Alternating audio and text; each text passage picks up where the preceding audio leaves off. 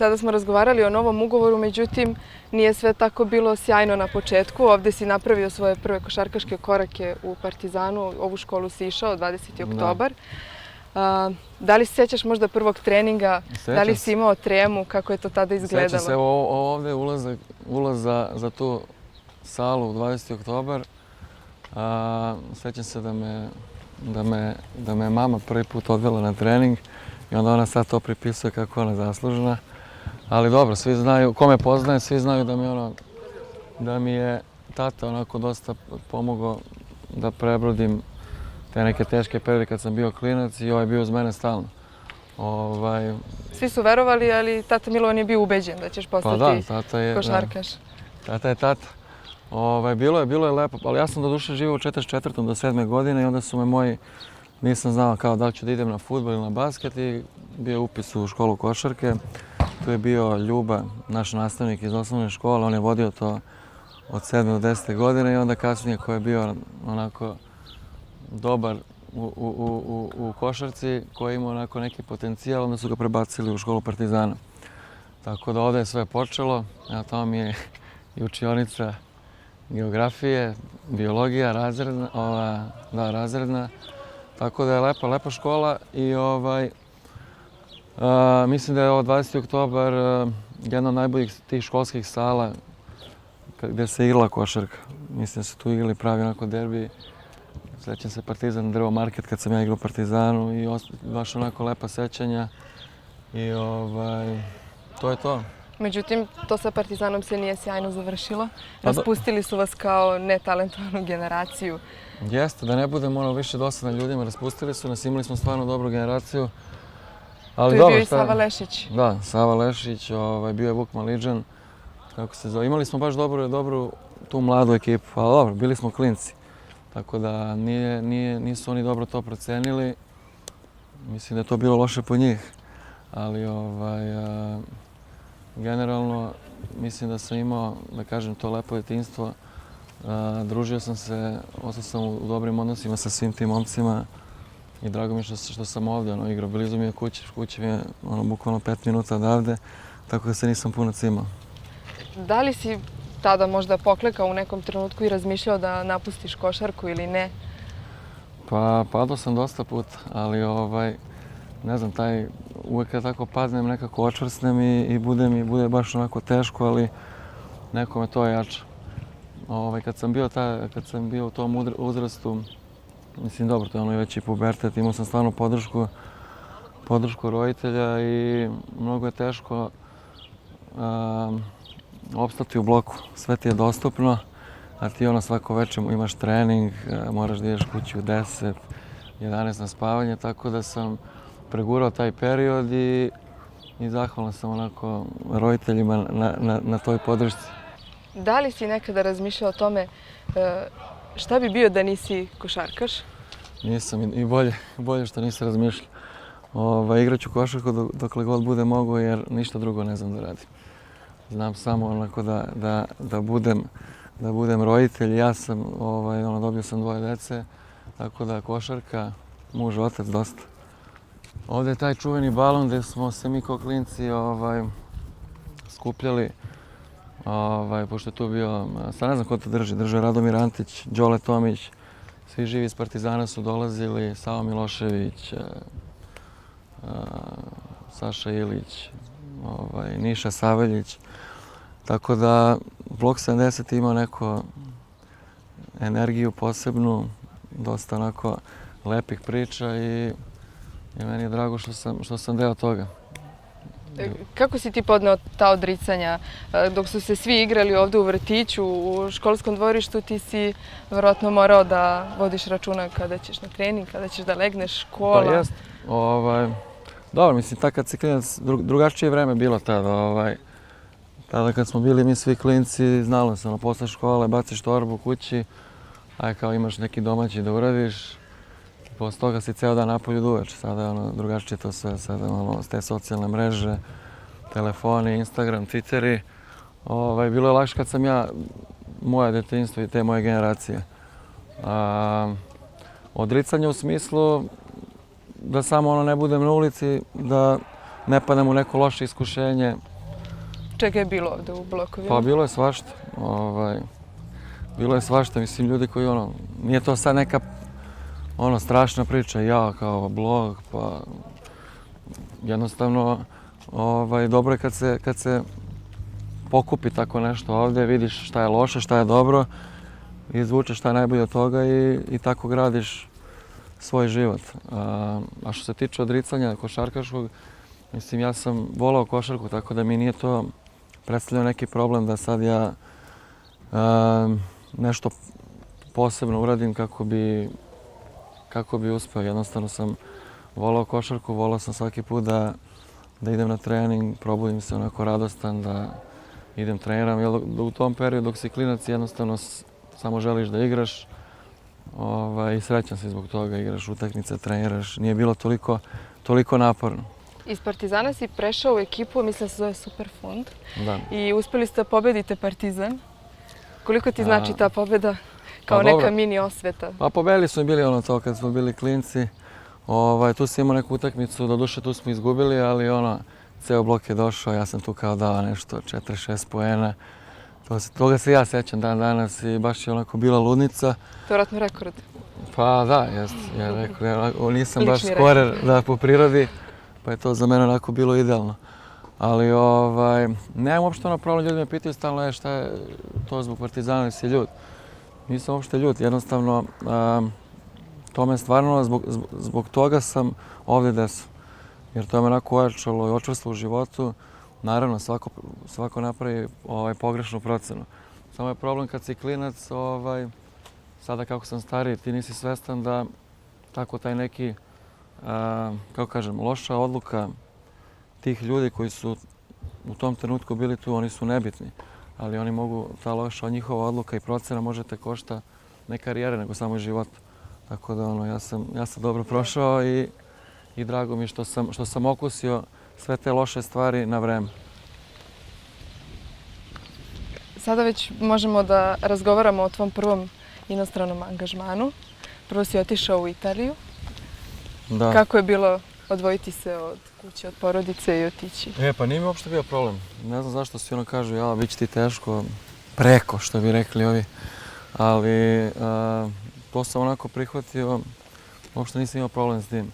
Bio sam u Riminiju 2-3 meseca i dobro, tad je, na primjer, ne mogu sad da li Rimini igrao prvu ili drugu ligu. Mislim da je prva liga. Tad je, kada je to bilo, pre 10 godina. Tad je onako baš bila ta italijanska liga mnogo jaka i to je bilo kao Rimini, idem, wow, super. Ali nešto se tu iskomplikovalo zbog tog broja stranaca, tako da sam ja posle 2-3 meseca zapalio za Austriju i tamo tražio nešto novo. Da, tada mi nismo bili u Schengenu i onda je bilo problem da dobijete vize. Ja bih ti pričao da sam sezona, ne znam kada počela, trebao sam biti tamo u avgustu, ja sam otišao tek u oktobru i svake nedelje, tad sam klinac bio, 18 godina, pa svaki vikend pravim oprošteno veče, ja ne mogu vizu da dobijem. I onda tamo čekam u redu, odbijaju me, pa ajde opet dođi kao sljedeće nedelje. A meni je bilo dobro, kao sad ću opet sa drugarima, idemo, gdje ćemo sljedeći vikend i tako. I otišao sam u Austriju, tamo sam bio te 2 sezone, da kažem 1,5 zbog problema s tom vizom. I ništa, bilo mi je okej. Ne mogu da kažem, sad svi kažu za tu austrijsku ligu kao katastrofa. Ja sam imao 18 godina, morao sam negdje da igram i tu sam onako, ne mogu kažem da sam naučio puno stvari, ali bitno mi je bilo u tom periodu jer mnogo je bitno za igrača koji ima 17-18 godina da igra negdje, jer ako sedi na klupi, to je katastrofa. Ja sam čula priču da su tamo vama kasnile plate i ti si našao neki način da zaradiš novac tamo. A ne, to su mene ovi saigrači, Krle, ovi šmekeri, tako smo zezali. U stvari 2009. kad smo osvojili to srebro, Krle rekao bio kao, preko dana sam radio u pekari, a uveče sam igrao utakmice. Nije bilo tako, ali dobro, mislim, dobra je bila dobra je bila fora i ono, u tom trenutku kad smo to i osvojili to srebro prvi put posle ne znam koliko godina, stalno smo se šalili, mislim na moj račun i dan danas. Uvijek mi on kaže kao, sećaš kao, pokupio sam te tamo, bio si pekar. Bilo je, mislim, ne mogu kažem da je bilo idealno, u tom trenutku to je bila najbolja opcija za mene i eto, srećan sam bio što sam tu u Austriji mi bio trener Zoran Kostić, on mi je dosta pomogao.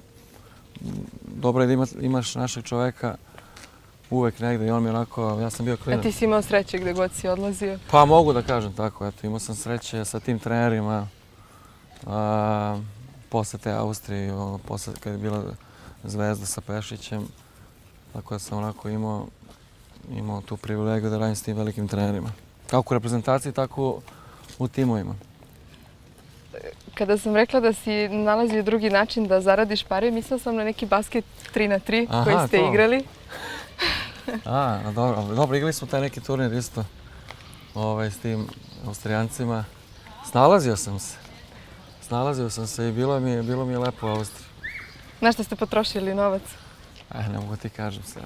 Šalim se, nije nešto ono. Bilo je, pazi, tamo je standard, ono, ti nisam imao neku platu. Ja sam se onako zezao s ovim mojima, ono, kad potrošim platu za 3 nedelje, onda idem da legnem da spavam u 6 popodne, da zavaram glad. Moji me zovu, pitaju kako si sine, kako ima super.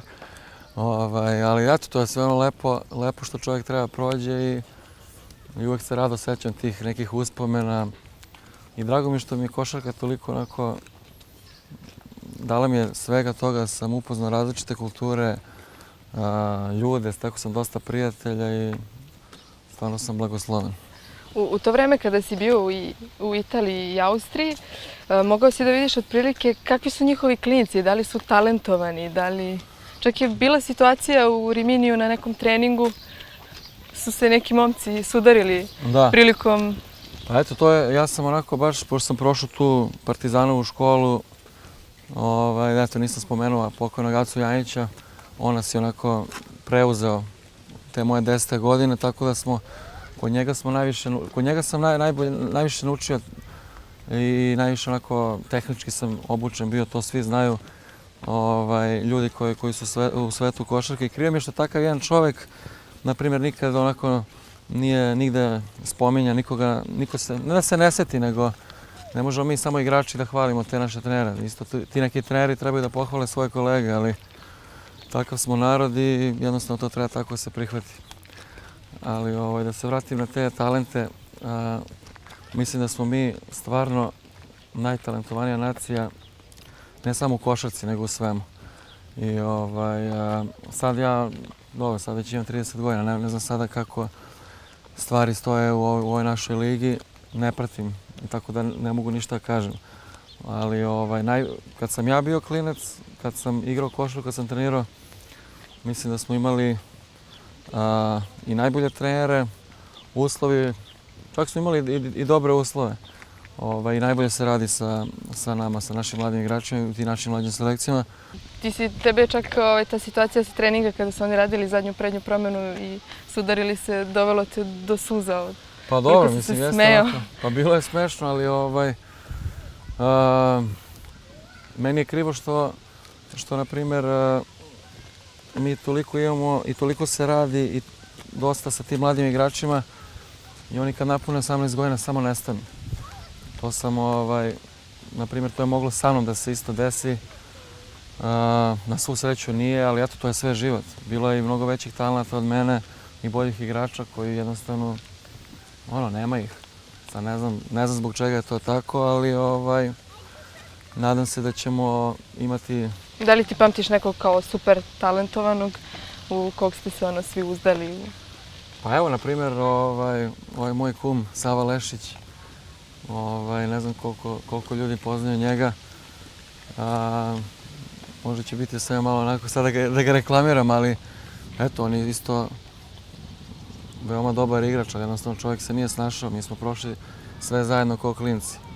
Mlađe selekcije igrali zajedno, ali eto, ja sam imao malo više sreće od njega, a bilo je tu dosta talenata.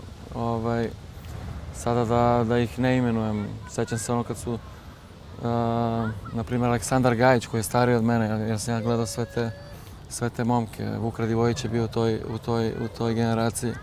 Krle bi isto bio u Partizanu generaciji.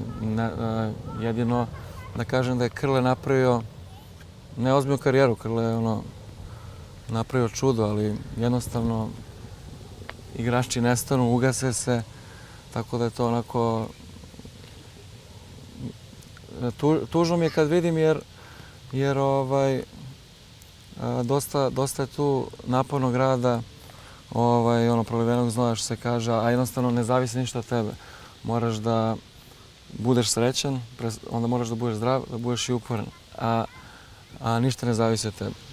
Da li se čini da klinci u inostranstvu sa mnogo manje napora i truda mogu da dođu dalje samo zato što je tako uređena država i možda ih malo više... Pa sigurno, ne znam sad kako je. Znam na primjer u Americi kako stvari stoje. Oni su onako programirani od 12. 13. godine.